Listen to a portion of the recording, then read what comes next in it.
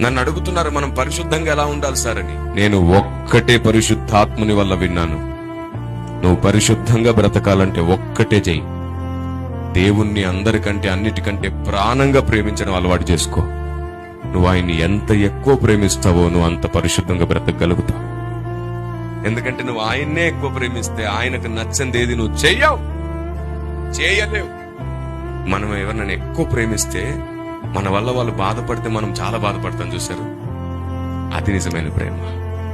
వాళ్ళను బాధ పెట్టకుండా ఉండడానికైనా సరే మనం మన ఇష్టాలు పక్కన పెట్టుకుంటాం.